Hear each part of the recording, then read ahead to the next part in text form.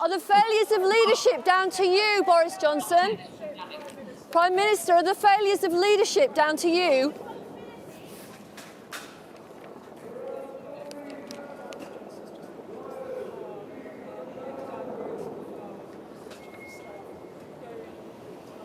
Boris Johnson leaving number 10 on his way to the House of Commons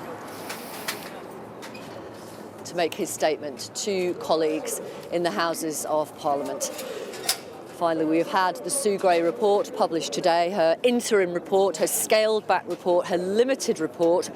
It lists 16 gatherings, and 12 of those are being investigated by the Metropolitan Police, she tells us in her report. There are some gatherings here that weren't in the public domain that we didn't know about.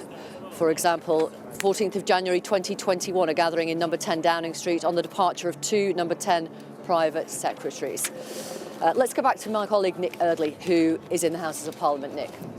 Thanks, Victoria. Well, Boris Johnson will be here in around half an hour's time to address some of those accusations of that significant failure of leadership and judgment by different parts of number 10 and the Cabinet Office. I've got Labour's Deputy Leader Angela Rayner here to talk some of this over. Angela Rayner, I know you've had time to skim read this. What's your initial take on Sue Gray's findings? Well, it's pretty astonishing because, of course, this isn't the full report. It is an update.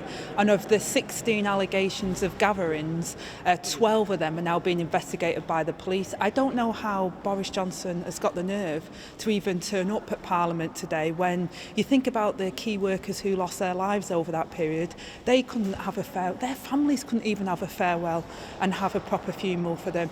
I think it's absolutely appalling and astonishing. And like I say, it's not the full report. It's just an update at the moment. We haven't even had the worst of it yet.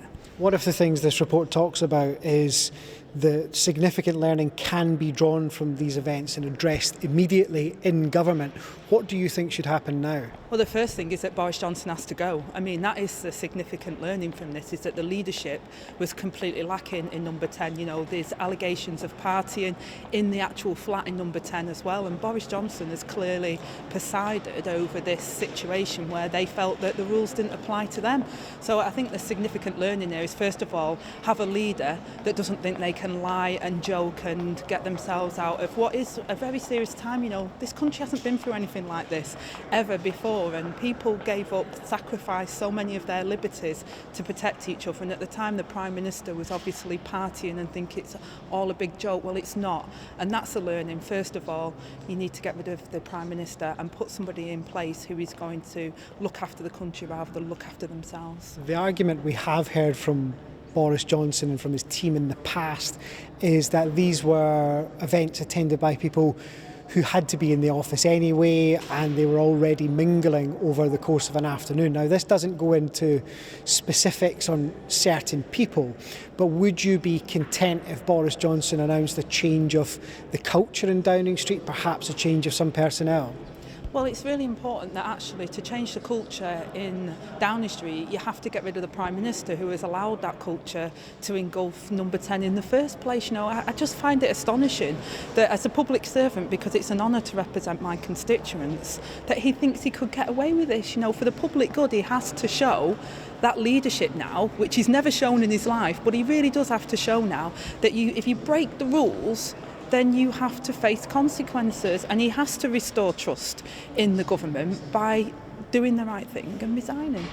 We have spoken already about the fact that this is only some of what Sue Gray was looking into. She says in her own report that this is only partial findings, that there's more that she looked into, but the Metropolitan Police have asked her not to talk about at this stage. Do you want to see, when the Met investigation is completed, the full thing? I think everybody deserves the full facts now, but you know what's very triggering for people, I think, is if you look back at what people had to sacrifice and what they went through, that the Prime Minister cannot now think, well, I'll wait for the Met Police investigation. This update that we've had, which is not the full report, is very damning on the Prime Minister and the culture around number 10. And if he was any sort of leader, he'd reflect on that, because people have gone through a lot. This country has gone through a lot, and he needs to recognise that, and he needs to do the right thing. For once in his life, he needs to do the right thing now and accept that he was wrong, he shouldn't have allowed that culture to develop within Number 10, and he needs to go as a result of it.